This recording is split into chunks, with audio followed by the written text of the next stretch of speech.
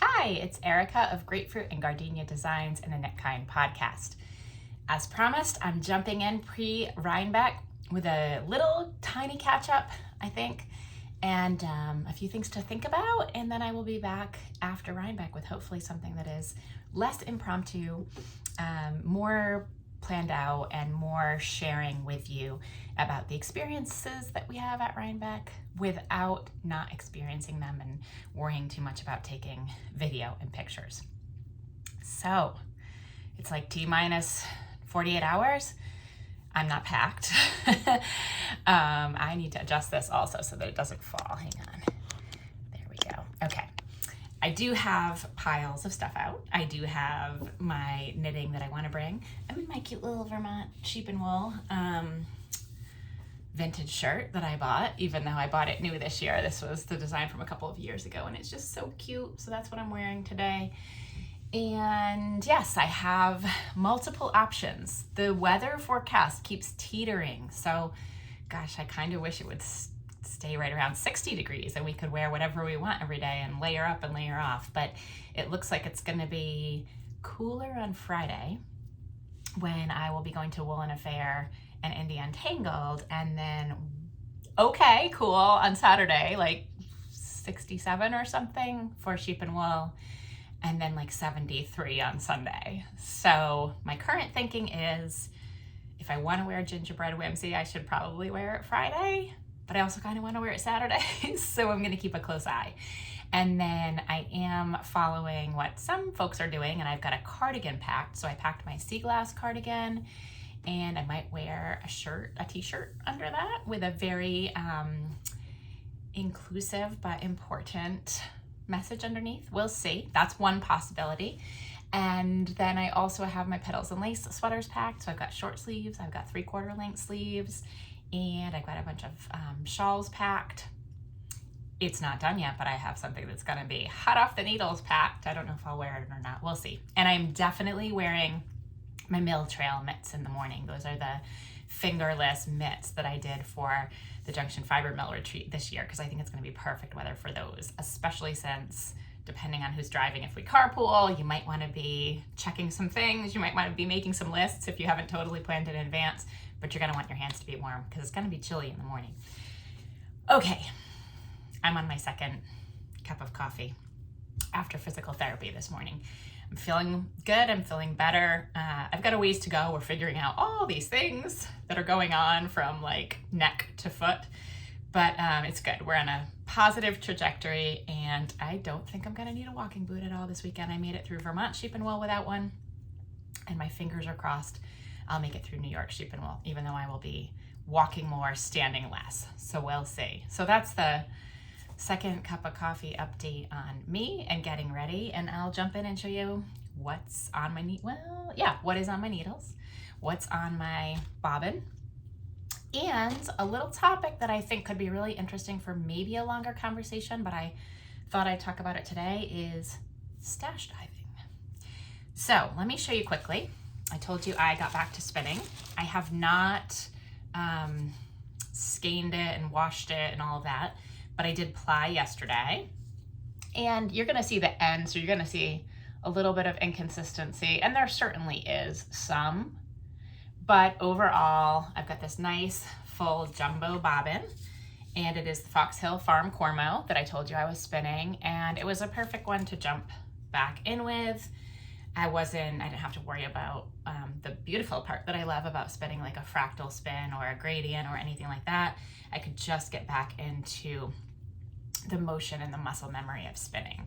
So this should be a nice one to have in my hand spun stash that I want to work through more quickly and not have it just building up, but I had to get back in it and start somewhere.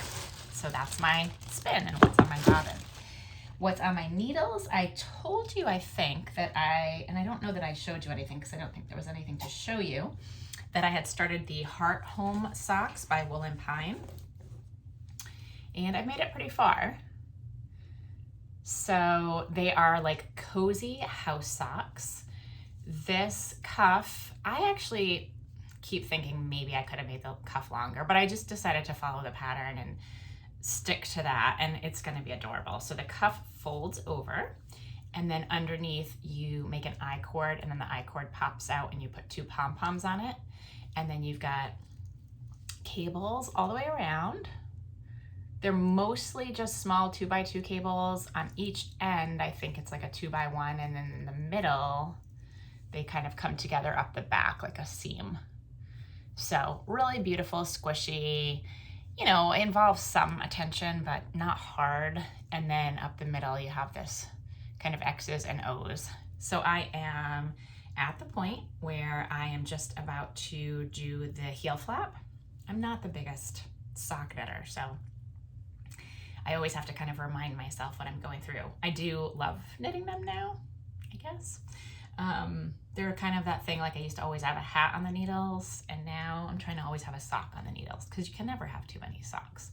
So I'm about to do the heel flap down the back, and it'll be a heel and gusset design. And then the cable panel continues down the front. And so, like I said, it's a pretty quick knit. I am bringing this with me to Rhinebeck. It will probably be more of my like knitting hanging out in the Airbnb kind of project, more so than sitting on the hill. So this is coming. And in as much as this is not a video about Rhinebeck tips, there'll be a few along the way. Like, think about which whip is gonna be where, and don't worry about bringing too many whips, unless you have like 10 or 12. But if you have 5 and you have room in whatever mode of transportation you're taking, just bring them all, and then you can figure out which one you want in any given moment. Don't carry them all around with you at the festival, but you know, figure out what fits in your bag, what you want to leave at the house, what you want to leave in the car, etc. And a little shout out for my cutesy bag. I have gotten some of these as gifts, and I have some myself. They are from Cheryl Desjardins, she's part of my fiber shed, the southeastern New England fiber shed, and she makes these beautiful bags.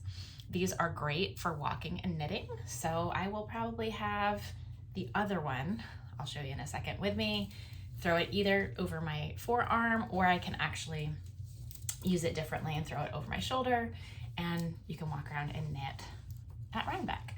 And on that note, this is my OG one. This one's not, she now puts more stiffener in them, which I really like, but this one is beautiful. And this one has my walk around, pick up around at any point and knit sock in it. This sock, do I have it in here? This is actually the Patton's Croix. I'd heard so many people talk about Patton's Croix, and when Joann's was closing, and many of us did that, whether it was a nostalgic last trip or a stock up because it's actually is your local yarn store last trip or whatever it was.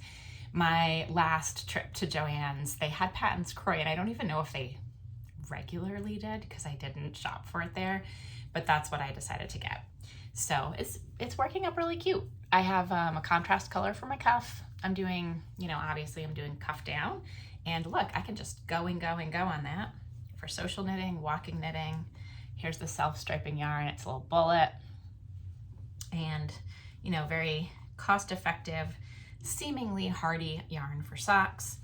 The only, if I had to, I try to do like all positive stuff and not talk about things that, you know, not so much. I would say the only thing driving me a little crazy about it is, do you see how windy this is? My guess, I haven't really looked into it, but my guess is that it is probably, what's the word I'm looking for, like extra twist. And that's something that a lot of times you might do for a sock yarn to make it be stronger in the end. And I don't know, it'll be interesting to compare it to the Woolens and Nosh DK, which also has the high twist to it, and just to see, is it, you know, exactly like what the difference is. Because as I knit, it's driving me a little bit crazy that it's continuing to do that. So, you know, there's the spin or the twist in your yarn, and then as you knit, you're either putting more twist into it or taking more twist out of it. So we'll see. But I really like the colorway. It feels like it'll make a nice pair of socks. It's a perfect knitting on the go. Don't have to think. Have it in my nice other little bag here. You can see the beautiful botanical dyeing on here. I love it. So yeah, I'll be carrying that around. Cheryl, I don't know if you're watching, but if you are, I should probably have a little tag on it to bring with me because I know people will ask about your bags. So there we go. Okay, the other thing that actually just came off of my needles is a new design that I was like really didn't think was gonna happen. It wasn't planned per se. I have a little picture on my Instagram account, so if you follow me on Instagram, it's at Grapefruit Gardenia. And I have had, and many of you have seen it, this beautiful yarn from Wing and a Prayer Farm. And I looked today, I bought it in March of 2024. It's beautiful. The colors are beautiful, the fibers are beautiful, and sometimes I brought it home and I swatched right away. And sometimes when you have the most enthusiasm, it's the hardest to put together the pattern because you want it to be just right. And I had swatched different things over the year and it wasn't just right. And I also didn't want to rush it and force something that wasn't just right. So I don't know if you remember, but if you've watched this for a while, and if you haven't, you can go back and look, I had a design called Mending Fences, and that was made specifically to highlight long wool. And in the way that I think things just unfold as they're meant to be in the long run, that design came out of me swatching the Wing and a Prayer farm yarn. So interestingly enough, I had swatched it. I really liked the stitch pattern, but I didn't like it specifically for the design I wanted to do with that yarn because it was too bouncy and poofy and full and round. And I thought the stitch pattern would look better elongated and sleek and smooth and with drape. So that was sort of a happy accident, and I designed Mending Fences, and I was able to use Ashford Heights long wool that I had gotten from Teresa at a farm fiber festival, and it was beautiful. So that came out, but my little sweet bowl of Wing and a Prayer yarn kept waiting and waiting and saying like, please use me. And so last week, this is all going to tie into my stash diving. I was going through my stash specifically looking for Vermont wool or a Vermont producer of a domestic wool.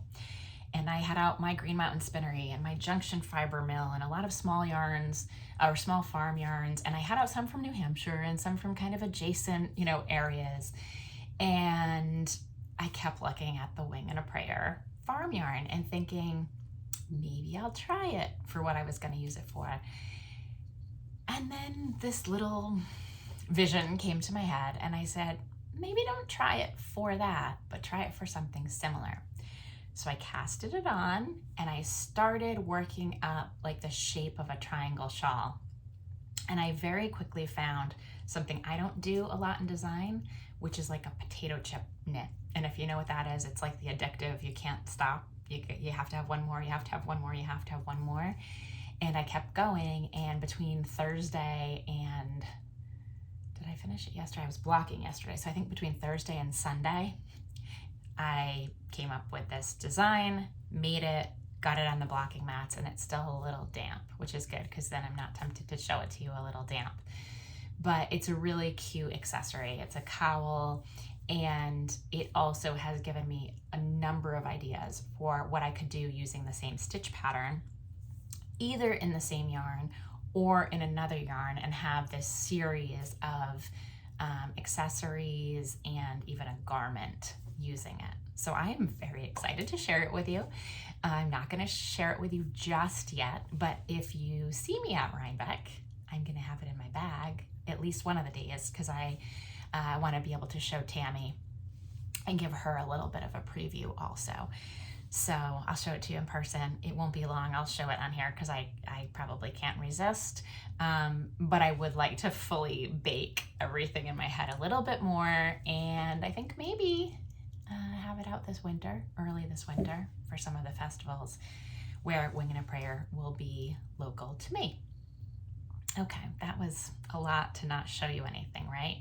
But it's just whet your appetite. And if you haven't checked out her yarn and you are going to Rhinebeck this weekend, the cowl design itself, I used 4 colors. You don't have to, but I did use 4 colors. And in that regard, you would use 1 full skein or 2 small skeins of your main color. So a 50 gram or 250 gram or 100 gram of her worsted weight Cormo. And then I used 3 contrasting colors. You could totally use just 1 contrasting color. And I know you're probably like, why would I be buying yarn for a design I hadn't seen yet? But maybe some of you want to. Maybe you want to think of it as like a mystery knit along opportunity, even though it won't be a mystery knit along. So yeah, anyway, check out my Instagram and you'll see the colors that I used. And it was like the tannish color that I used as my main color. And then the 3 they're all botanically dyed, but the 3 colors I used for contrast. And then there's going to be enough left over, so thinking about what I can do with that to make it so that you can use the most of your yarn, especially these very precious farm yarns. So let's go back to stash diving and just maybe think of a couple of things to think of when you're stash diving. And I think probably a lot of us are either doing that or will be doing it in the future. So what I was stash diving for was my shearing day shawl, which if you watched the last episode, you would have heard that it was selected for the Green Mountain Knitting Guild 2026 Green Mountain Shawl. And what that means is that between Vermont Sheep and Wool this year and Vermont Sheep and Wool next year, the Guild will have a knit along and they'll do virtual events. And then next year they will have a meetup at Vermont Sheep and Wool to take a picture, much like many people do with a Rhinebeck sweater. So of course I have my original sample, but this is one of the patterns that I only have 1. A lot of the time I do try to do more than 1, and it was just a really busy time and I had the 1 and I loved the 1, so I didn't do a second. And so I thought, well, maybe what I'll do is kind of have it be a slow burn project, and while the Guild does their knit along, I will have 1 on my needles as well. And if I finish it for next year, that's awesome. And if I don't, that's okay too. And so since my original was in the 3 natural colors of wool, the light, medium, and dark, I thought, well, if I'm gonna do another one, it would make sense to do it in colors. And I think what's really important is when you start stash diving, chances are you're not looking for the exact yarn that a pattern was written in, the exact recommended or suggested yarn, unless you happen to have it in your stash, and then great. But most of the time, you're looking to say, what is in my stash that would work for this pattern? And so I thought it would be interesting to talk about a couple of tips. They're not universal, but just some guidance as we're thinking about doing that, because in the end, we want to love what we make. And sometimes, and I would say most of the time, if you have a large stash, you can do that. And sometimes you can't. And being honest with yourself about when the best time is to stash dive or to buy new yarn, I think that's really important, and it says something because it's all about the joy we bring to our projects and being that process knitter, as well as appreciating the end result and the product knitter side of you that wants to have a piece that you love in the end. So for shearing day shawl, my number 1 thing I wanted to think about was having local wool. And I wanted at least some of it to be specifically from Vermont. So usually when you think about matching things, you think about how it's spun. Is it woolen spun? Is it worsted spun? What am I using it for? Am I using it for stranded color work? Am I using it for cables? How many plies do I want it to have? Obviously, what is the weight of the yarn? All of those yarn characteristics are what we usually consider. But I would say, in addition to that, stop before you start diving into your stash and pulling things out and going crazy, and say, what's the number 1 thing that is important to me when I'm looking at substituting for this project? And for me, for this project, above all else, it was that idea of regional wool. So looking at my stash, I knew that meant it was either going to be something I got at a fiber festival or from knittingthestash.com, where I have bought some farm yarns, or it was going to be from Green Mountain Spinnery, whether I got it at a festival or at a local yarn store, or Junction Fiber Mill, same thing, right? Local yarn store or a festival. And that was like my starting place, because I wasn't even the most important thing what weight it was specifically, because it's a shawl. The other thing I did want to think about was, now I'm looking at woolen and worsted spun. How important is that for the design? Well, it was designed in a worsted spun yarn, and it was designed with a 3-ply. And those were both important things to Melissa as she was curating what the yarn would be. So I did stop for a moment and reflect on the fact that I designed it specifically for, 1, natural colors, but obviously you can run with that, 2, a 3-ply, and 3, a worsted spun. That didn't mean that I wasn't going to use a 2-ply or a single or a 4-ply, and it didn't mean I wasn't going to use a woolen spun, but I kind of let that factor in. And even still, I looked at it and I thought, I think it would work very well with both. And so that's why 2 of the things I've recommended have been Junction Fiber Mill and Green Mountain Spinnery. 1 is a woolen spun, 1 is a worsted spun. And a lot, almost I think almost all, they do a few 3-plies of the Junction Fiber Mill are 2-ply, and the Green Mountain Spinnery, they do have 3-plies. So see how these factors sort of come in, and you can get really overwhelmed in trying to find just the exact right match.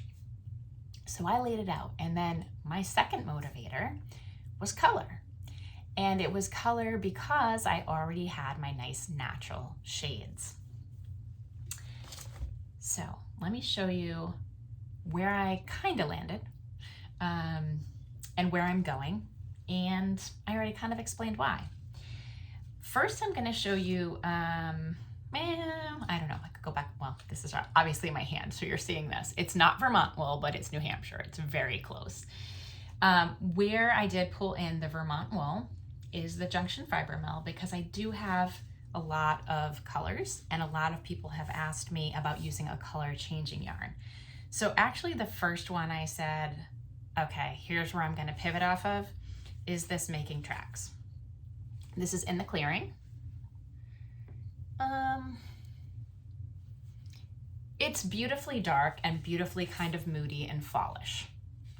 So it hits the mark for a shawl for Vermont Sheep and Wool next year, I think.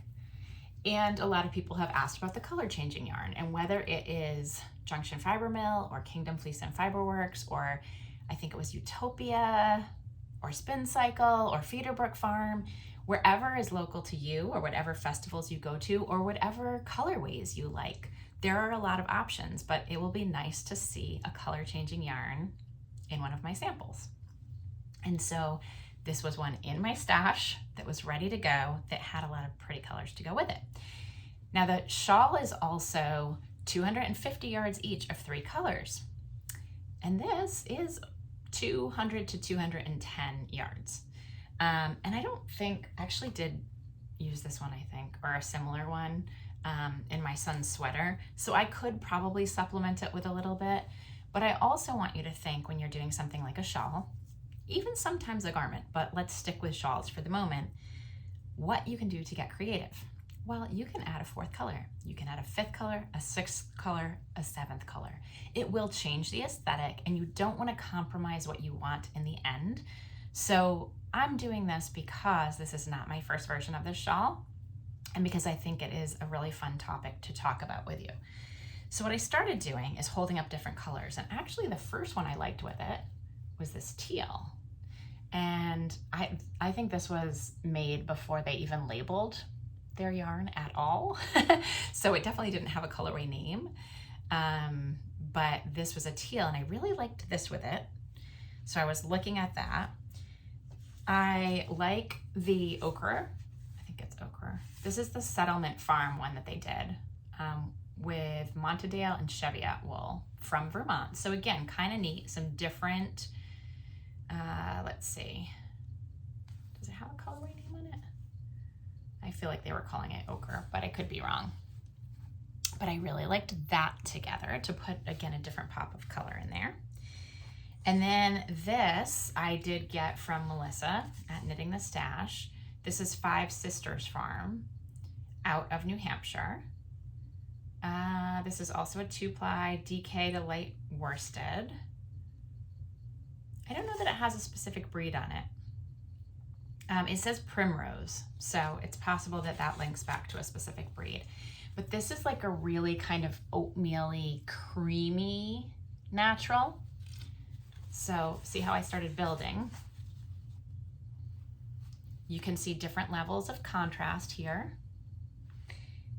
I pulled out my, these, you know what, this is also Settlement Farm, so they might not have labeled them with colors, but this is like that green, oh, look at, it's good. Okay, so I started playing quite a bit and thinking, what would I put where? Because I know I don't have the yardage to do it just as written. I kind of bumped the teal out for now, I think, but it could make an appearance again. And then I had the rust, right? So I started to get really, really excited about how I might have this be my primary palette, these 4. Play with the color changing, have Vermont wool and even some breed specific and blended breeds, and knowing which farm they're from. That was really cool and really important to me for this project. And then maybe getting funky and putting in some pops. So stay tuned. It's gonna be fun. And the other thing that I have that I could work into this is some of my Savage Heart Farm that I had already caked up. I have a lot of it stashed for a bigger project, but I have this in there. And sometimes even that idea, since the #1 thing to me for this project is Vermont and regional wool, and really that traceability piece, it's not what I'm saying needs to be everybody's priority, but for the one that I am knitting for the year that's gonna bring me joy, fill my buckets and give me cool things to talk about, that's what I wanted from it. So I'm gonna go crazy. And we'll see. I think I need to cake these up, bring them with me to Rhinebeck, and maybe this will be a project that I work on the hill. Maybe it will be a project that I work on at the Airbnb. I don't know, we'll see. But I'm not worried about making mistakes. I'm not worried about where my color placement is. I'm not worried about any of it, because this is just gonna be a joyful knit that I will be doing with all of you who are doing the Sharing Day Shawl knit along. All right, I've gone way longer than I expected to go, but I hope it has been fun. I hope if you're going to any of the events at Rhinebeck where I'm going to be, you'll say hello. I think in addition to having a project on the go, one of the other things I would encourage you to do is if you see a designer or a podcaster or a vendor, and even if you feel like you're a little bit shy or something, but you really want to say hi, let's focus on community and kindness and positivity, and recognize that the world continues to be quite challenging. There are hopeful moments, there are exciting things happening. People are coming together, but also all that not great stuff and horrible stuff is still happening too. So take a moment this weekend if you're there. If you're not there and you do want to watch some of the videos, I know there will be tons of those coming out, and I hope that you can find some joy and pleasure in watching those. And let's just keep making. All right, everybody, knit kindly, live kindly. I'm not going to edit this, so it'll probably be uploaded later today. And I will maybe see you on the road to Rhinebeck. Wink, we're going to try to do something, right, friend? You might see me coming with a friend from the road, and that'll be fun. So stay tuned. See you soon.